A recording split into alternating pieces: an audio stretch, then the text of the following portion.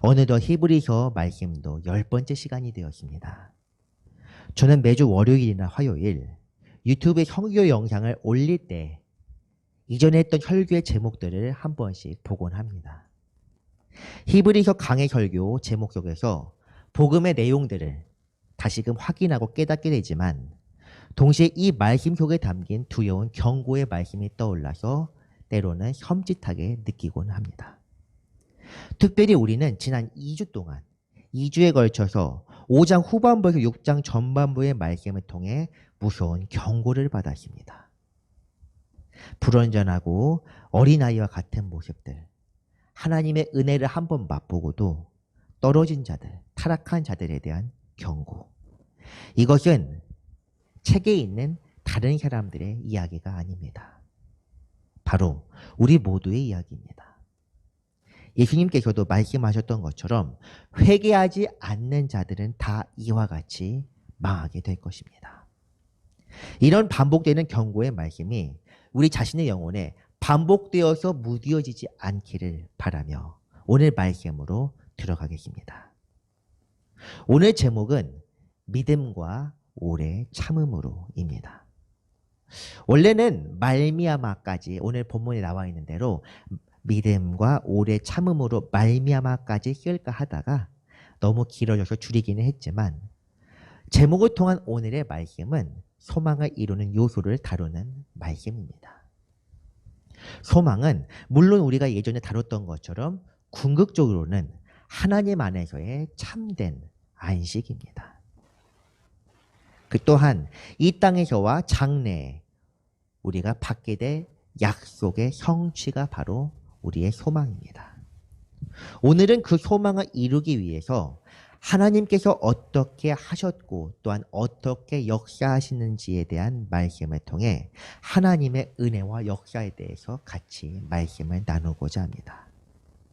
지금 말씀드렸던 것처럼 소망을 이루는 것은 우리가 무언가를 한 우리의 노고가 아니라 바로 하나님의 은혜입니다.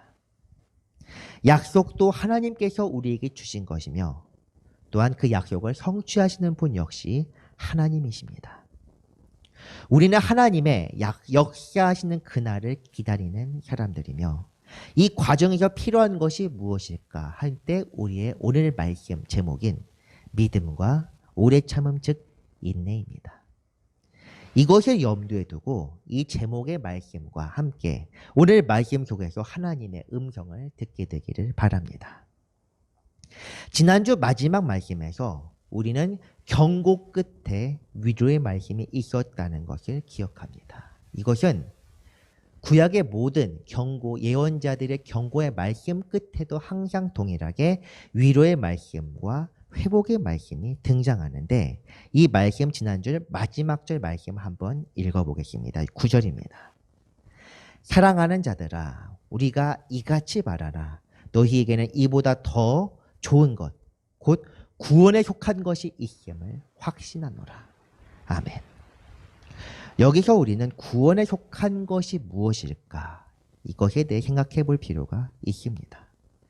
이는 6장 2절에 나타나는 완전한 대로 나아갈지니라 했을 때 그 완전한 대 그리고 5장 마지막 부분에 있는 장성한 자들이 받을 분깃입니다. 또한 성도들의 행위라고 불리는 10절로 이어지는데 10절 말씀을 이해하기 상당히 어렵습니다. 그래서 이해를 돕기 위해 세번역 말씀으로 읽어보겠습니다. 세번역 말씀입니다. 하나님은 불의하신 분이 아니므로 여러분의 행위와 여러분이 하나님의 이름을 위하여 나타낸 사랑을 잊지 않으십니다. 여러분은 성도들을 섬겼으며 또한 지금도 섬기고 있습니다.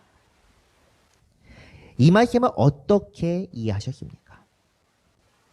사실 복음 자체에서 인간이 개입할 수 있는 여지는 없습니다. 복음은 전적으로 하나님의 은혜이자 예수 그리스도의 보혈을 통해 나타나는 우리에게 나타나는 성령의 역사하심입니다. 기독교가 그렇기 때문에 방법론이라고 하는 것이 사실 의미가 없습니다. 철학에서야 방법론에 대한 이야기가 매우 많이 나오지만 기독교에서 방법론은 사실상 우리의 삶과 직접적인 관계가 없습니다. 왜냐하면 복음 자체가 하나님의 은총으로 우리에게 주어진 것이기 때문입니다. 모든 것들은 하나님의 은혜이자 섭리로 시작되며 또한 귀결됩니다. 하지만 유일하게 방법론이라고 불릴 수 있을 만한 것이 있습니다. 인간이 하나님 앞에서 행할 수 있는 영역, 그것은 바로 지금 말씀에서 읽었던 것처럼 사랑입니다. 오늘 말씀은 바로 이런 부분들을 이야기하고 있습니다. 과거에 우리가 해왔던 사랑의 실천, 그리고 또한 지금 우리 마음속에 품고 있는 하나님의 마음, 너희 속에 하나님의 마음을 가지고 있는데 그것이 바로 사랑입니다. 이것이 바로 구원에 속한 것이라 불릴 수 있는 인간의 영역입니다. 사랑은 우리가 예수 그리스도의 제자임을 알려주는 증거이기도 합니다. 오늘 말씀에서 특히 하나님은 불의하지 않으신다는 말을 잘 기억하시기 바랍니다. 우리가 해왔던 사랑의 실천, 즉 선한 행위들, 이것들은 하나님께서 반드시 기억하십니다. 예수님께서도 선한 일에 관하여 이렇게 말씀하셨습니다. 마태복음에서 이런 말씀이 있습니다. 또 누구든지 제자의 이름으로 이 작은 자 중 하나에게 냉수 한 그릇이라도 주는 자는 내가 진실로 너희에게 이르노니 그 사람이 결단코 상을 잃지 아니하리라 하십니다. 결단코 상을 잃지 아니하리라. 선한 일, 사랑을 실천하는 것이라면 아무리 작은 일이라도 하나님 앞에 분명히 기억됩니다. 반대로 약한 자들에게 선을 행하지 않은 것 역시도 분명히 기억됩니다. 지난 시간 산상수훈에 관한 말씀들이 있었습니다. 그 말씀을 기억해보면 그들의 열매로 그들을 알지니라는 말씀입니다. 하나님의 이름을 부르며 주여 주여 외치는 사람이 아니라 하나님 앞에서 예수 그리스도와 함께 무언가를 행한 사람이 아니라 하늘 아버지의 뜻대로 행하는 사람이 바로 하나님의 사랑 안에 있는 사람입니다. 또한 하나님의 공의가 바로 여기에 있습니다. 우리가 하나님 앞에서 선하게 살면 하나님께서 반드시 이것을 기억하십니다. 이를 기억하시고 우리를 구원의 길로 인도하십니다. 성도를 이끄시고 보호하시는 것, 그것이 바로 하나님의 공의입니다. 하나님은 우리가 하나님 앞에서 산 것을 결코 아무것도 없는 것으로 돌리지 않습니다. 우리의 희생도, 우리의 고난도, 우리의 역경도 주님 앞에 반드시 상달됩니다. 그냥 믿는다고 말하는 사람이 아니라 하나님 뜻대로 살아가는 사람들을 하나님께서는 그 성도들을 주님의 이 뜻대로 견인하십니다.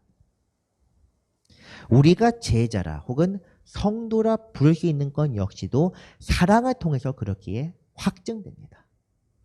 우리는 사랑을 통해 장성한 분량, 즉 구원에 속한 자들임을 확신할 수 있습니다. 그러므로 우리가 서로 권면하며 당부할 것 한 가지밖에 없습니다. 주 안에서 사랑합시다. 주님의 이름으로 사랑합시다.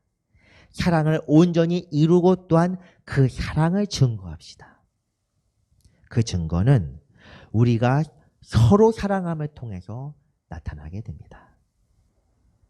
그러므로 오늘 말씀에서는 부지런히 노력하여 목표한 데까지 이루라, 그렇게 분명하게 말씀하고 있습니다. 11절과 12절 말씀입니다.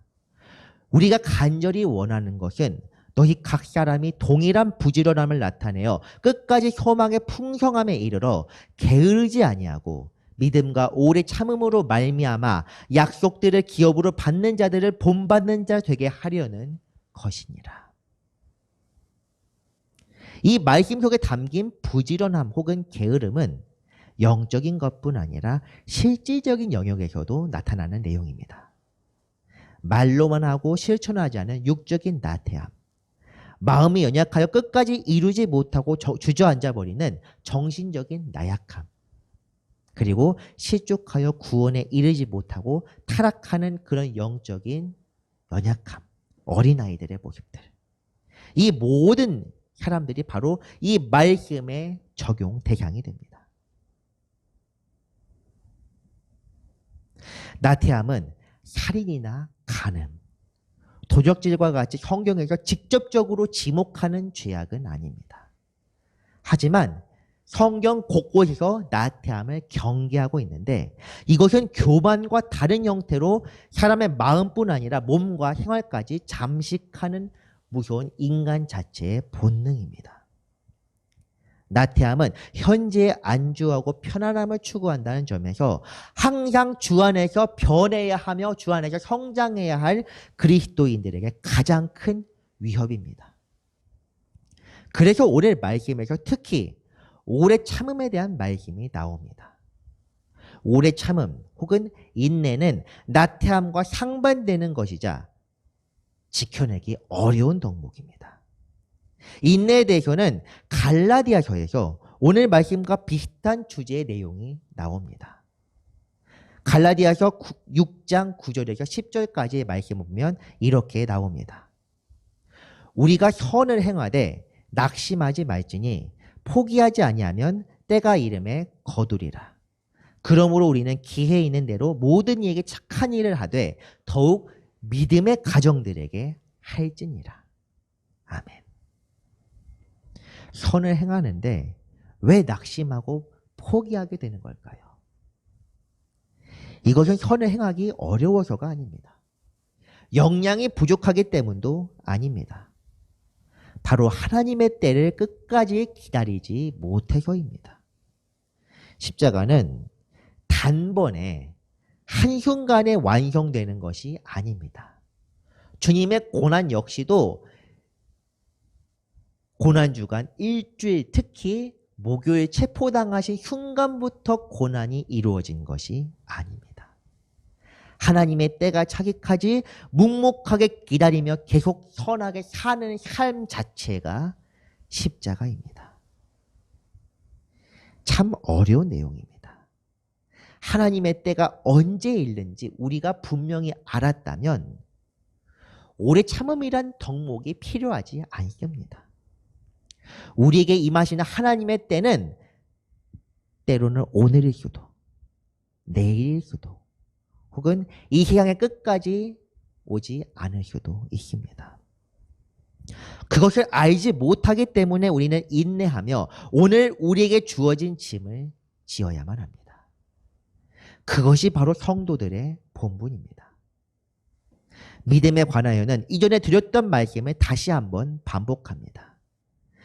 믿음은 우리 스스로 이룰 수 있는 것이 아닙니다. 우리 스스로의 경험과 지식을 통해서는 결코 하나님을 향한 믿음에 도달할 수 없습니다. 그러므로 믿음이야말로 하나님께서 이 땅에서 우리에게 그분 자신을 드러낸다는 중요한 증거입니다. 우리는 하나님을 알지 못했고 보지 못하였고 만지거나 음성을 듣지 못했지만 그분을 믿을 수 있습니다. 우리 속에서 내주하시는 성령께서 우리에게 믿음을 더하시기 때문입니다. 결국 믿음과 오래 참음, 이 두 가지는 나 자신을 의지하지 아니하고 하나님께 모든 것을 맡길 때에 얻을 수 있습니다. 성경은 이제 믿음과 오래 참음으로 소망을 온전히 이루었고 약속을 받았던 한 사람을 이야기합니다. 바로 아브라함에 관한 말씀입니다. 13절에서 15절 말씀입니다. 하나님이 아브라함에게 약속하실 때에 가리켜 맹세할 자가 자기보다 더 큰 이가 없으므로 자기를 가리켜 맹세하여 이르시되 내가 반드시 너에게 복주고 복주며 너를 번성하게 하고 번성하게 하리라 하셨더니 그가 이같이 오래 참아 약속을 받았느니라. 아멘. 오늘 14절 말씀 특히 꽤 익숙한 말씀이리라 생각합니다. 성구로 말씀을 이렇게 뽑을 때 자주 나오는 말씀이며 성도들의 가게나 기업에 갈 때에도 자주 걸려있는 말씀입니다. 이 말씀과 또 다른 말씀은 시작은 미약하였으나 나중은 심히 창대하리라는 욥기서 말씀도 많이 사용됩니다. 이 말씀은 아브라함이 모리아산에서 이삭을 바쳤을 때 하나님께서 직접 맹세로서 하신 말씀입니다. 맹세의 말씀 원문입니다. 창세기 22장입니다. 이르시되 여호와께서 이르시기를 내가 나를 가리켜 맹세하노니 내가 이같이 행하여 내 아들 내 독자도 아끼지 아니하였은즉 내가 내게 큰 복을 주고 내 씨가 크게 번성하여 하늘의 별과 같고 바닷가의 모래와 같게 하리니 내 씨가 그 대적의 성문을 차지하리라. 또 내 씨로 말미암아 천하 만민이 복을 받으리니 이는 내가 나의 말을 준행하였음이니라 하셨다 하니라. 아멘. 아브라함은 하나님과 최초로 언약을 맺은 사람입니다. 하나님께서는 당신의 거룩하신 이름으로 직접 사람에게 맹세하셨습니다. 이것은 바로 아브라함의 믿음 때문입니다. 그는 하나님을 온전히 신뢰하였으므로 자기 독자도 아끼지 아니하고 하나님께 드릴 수 있었습니다. 또한 오늘 말씀에서는 그 약속을 받기까지의 과정을 오래 참음, 그가 이같이 오래 참아 약속을 받았느니라고 묘사를 합니다. 잘 생각해 보시기 바랍니다. 그가 처음 하나님과 만난 시점은 75세였습니다. 아들을 낳은 것은 100세였습니다. 그리고 모리아산의 사건은 이삭이 장작을 지고 갈 정도이기 때문에 최소 10대 중반은 되었을 것입니다. 즉 45년에서 50년 정도의 시간이 지난 뒤입니다. 이 오랜 시간 동안 인내한다는 것은 쉬운 일이 아닙니다. 물론 이보다 더 오랜 시간을 인내로서 이룬 사람이 하나 더 있습니다. 80년간 방주를 지었던 80년 아니면 120년 노아입니다. 대단한 사람입니다. 이삭이 태어나기 전 상속자, 처음 종이었던 아비에셀이었습니다. 그 다음에는 이스마엘입니다. 그리고 최후에 이삭으로 확정되었습니다.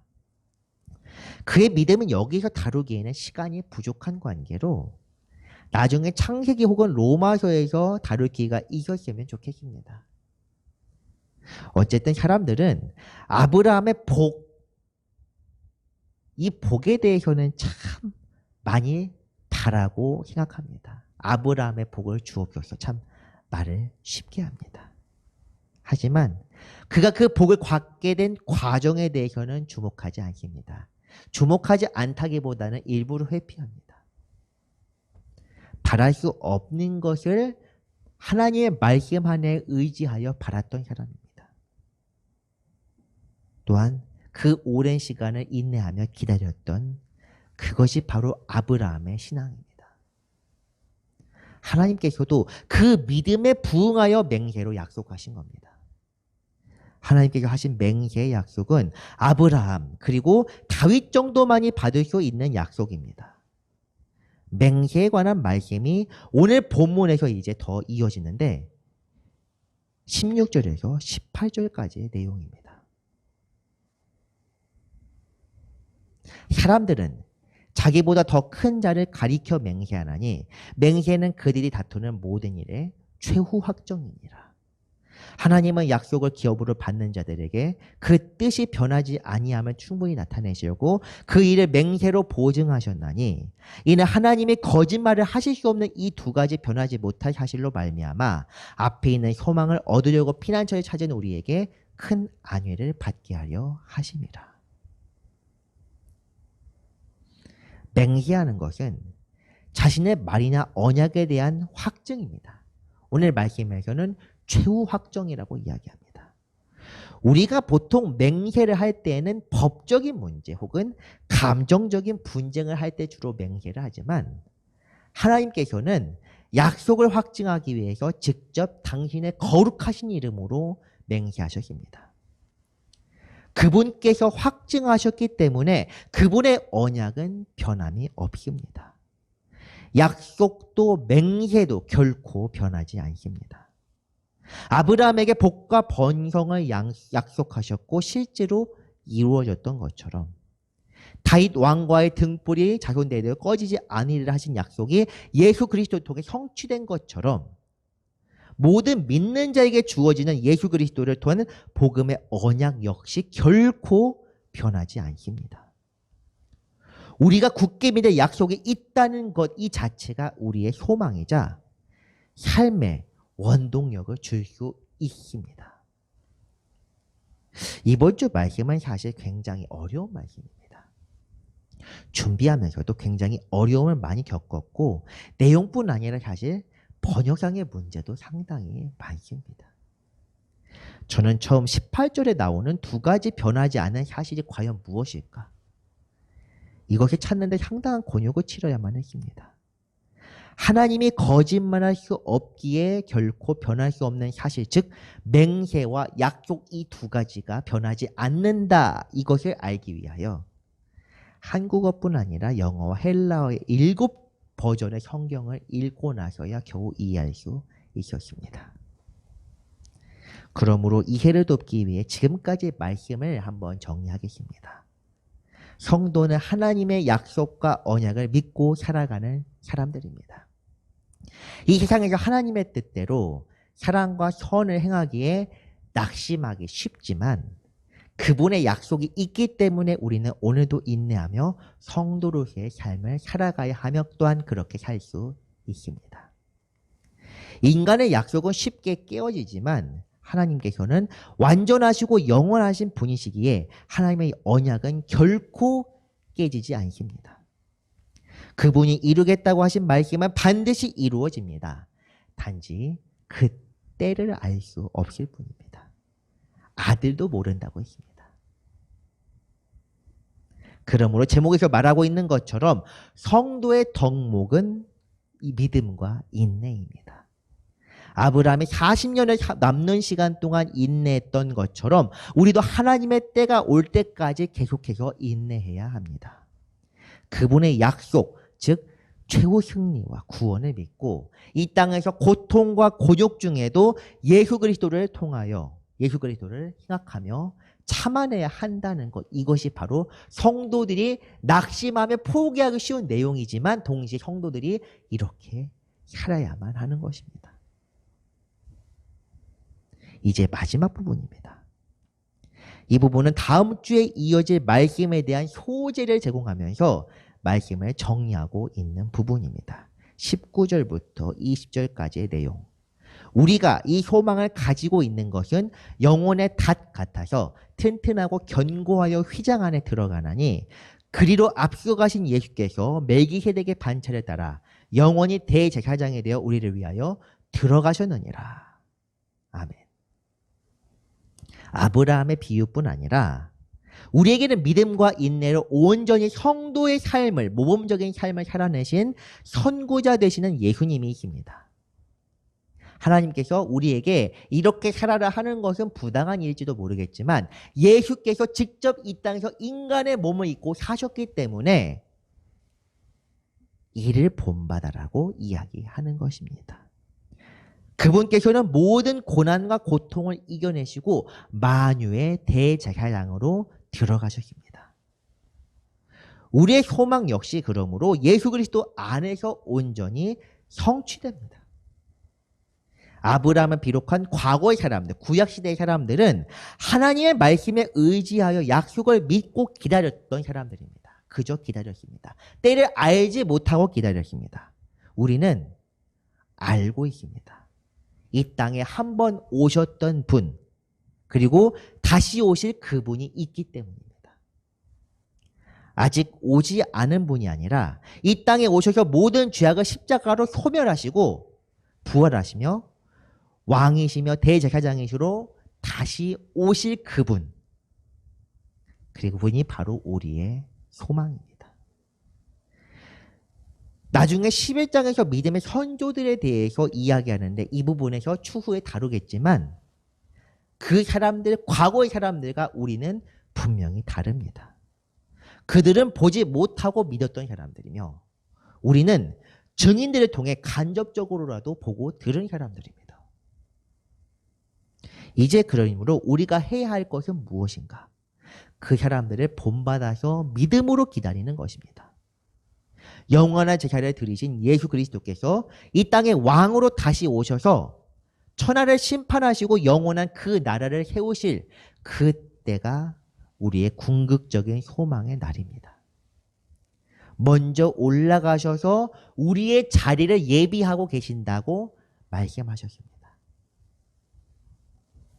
이 소망은 보지 못하고 듣지 못하는 그런 것이 아닙니다.